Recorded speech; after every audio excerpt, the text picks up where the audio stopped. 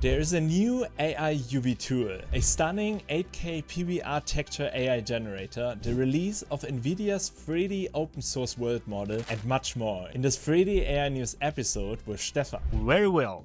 And the first news is very excited. We got an amazing paper about AI UV. It's called Mesh Tailor Cutting Seams with Generative Mesh Traversal. The code is not yet available, but we already see extremely promising and amazing results. So we already have solution for low poly, but together with very bad UV, it really doesn't make sense and it makes difficult quite a lot of steps, especially for production, game development, or any other use case. There might be plenty of use cases. Solving this step actually opens quite a lot of doors for further use, which will result in more accurate texturing, baking, generating normal maps in other maps based on UV. Because logical UV, that's a lot. I know people can generate faces on top of UV with Nano Banana. And imagine we can get nice UV for any generated object. I'm super hyped. The moment it will be released, I definitely gonna test it and start using it. Alright guys, and here is a big news because we have Lyra 2.0, which is an open source 3D world generator developed by NVIDIA. And great thing about it is, and you can see it basically here, so it's able to generate a full 3D environment where you can walk in. So you can basically see here some great examples. It uses a combination of Gaussian splats and meshes.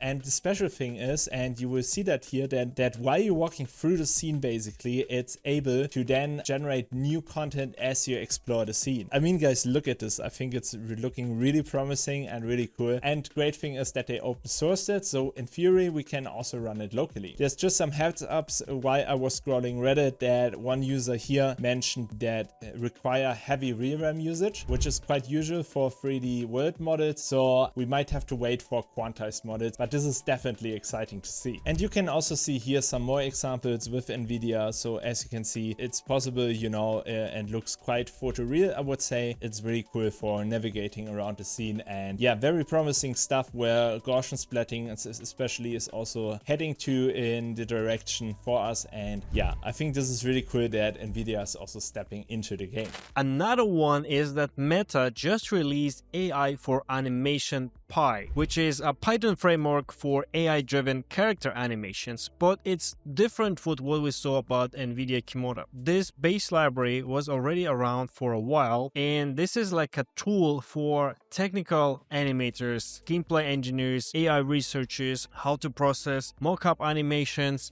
or develop and prototype animation system. So in demos, we can see quite a lot of examples about biped locomotion, quadruped locomotion, future motion anticipation, real-time IK, mocap import, and mocap editor. And also Meta says this might be a helpful tool to reduce training data generation dramatically. So before it was heavily relying on Unity, now it's all on Python, NumPy, and PyTorch workflow, which is amazing. Next up, we do have Patina AI, and this one is also really promising because it's an AI material generator, and you can see here some great examples. It turns basically a text description or regular photo into a full set of production-ready 3D textures with included PBR sets like color, normals, roughness, mattiness, and height maps. It's especially good at stripping out baked-in lighting and shadows, which is really amazing with the new technique they have here with the SVBRDF, a lighting extraction technique.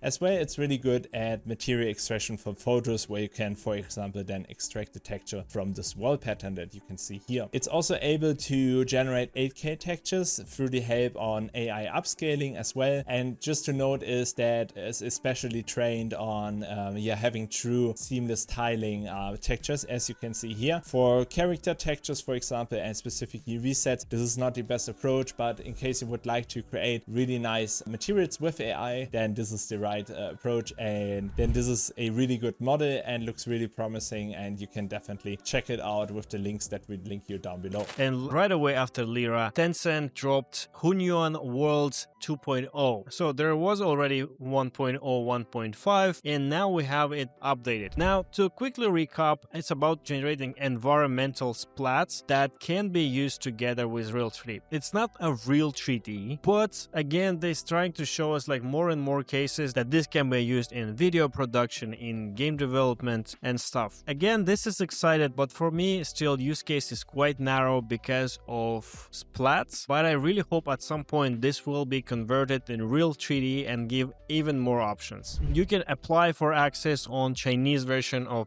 3D Hunyuan and give it a try. Next up we have SATO, and this one is a really exciting one because this one actually tackles proper topology and UVs. And you will see here an example that they will present at SIGGRAPH this year, and you will see that it's able to basically retopologize our 3D character. And you will also see some examples over here. So basically it's able to create quad meshes as well as triangular meshes and has a UV segmentation. You can also see that we have some examples over here from the UV gallery. Obviously, as you can see, it still has some flaws in the UVs. So if a 3D artist would create this would probably look way better. But I think it's definitely a step in the right direction because the areas like retopologies and UVs are lagging behind at the moment in the AI space and could be a huge help for basically all of us. Hyper3D, who are the company behind AniGen, also shared this in a new tweet over here, so it will be also available soon at Hyper3D, so really exciting to see that. And they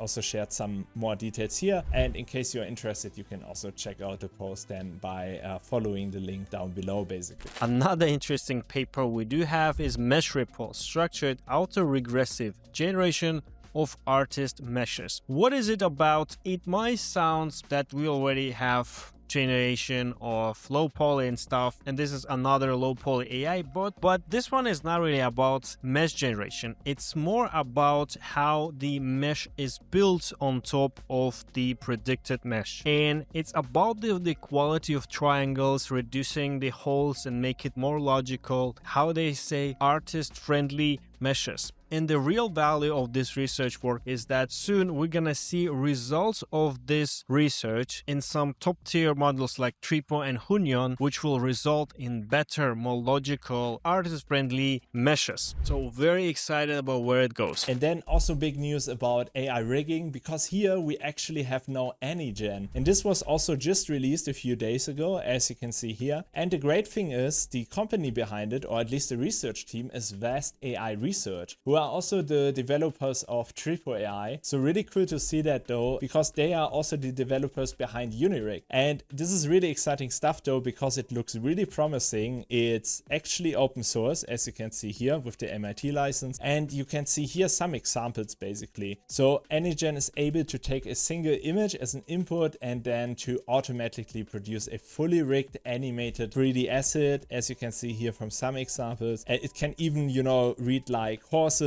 but also birds, robots, and so on. So it's not only constrained to humanoid models, but it can also, for example, take quadrupeds and so on, which is of course really cool. And I really hope that we guys have soon a ComfyUI implementation to check out this model ourselves and see how far we are now with AI rigging. Lastly, we do have updates on Hitem. They just recently dropped version 2.1, and also they did significant price reduction. So pretty much every price is cut in half from what it was before. And we already tested with the team some examples of Hitem 2.1. It's actually way better, the texture and geometry. So definitely give it a try. And I still really recommend it for 3D printing. And at the moment you're watching this video, it will be already on top 3D AI on leaderboard, calibrated.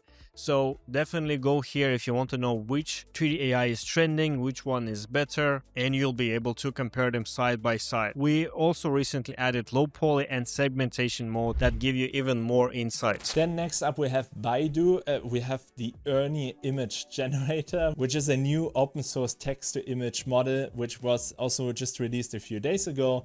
I just wanted to show it to you because this image generator is basically fully free to use also for commercial use, which is amazing. And it's specifically good, for example, to create text and so on. And we can use this image generator, of course, as well to generate concept images for our 3D model. And this was also just added to ComfyUI, as you can see here. So there are pre-made workflows already that you can check out. You simply need to download the models over here to your ComfyUI model folder, and then you can check it out yourself, which is of course really cool to that we have a new open source AI image generator directly for you to use to have a solid base for your 3D models later on. And then last but not least, we have WideData 3D. I hope I spelled it correctly, but it's basically a scaling promptable 3D detection tool. And this one is really good because it can basically detect a lot of stuff from any regular photo that you feed into it, and it's then able to fully predict like 3D bounding boxes around that. And this is especially impressive because it's really good for like tracking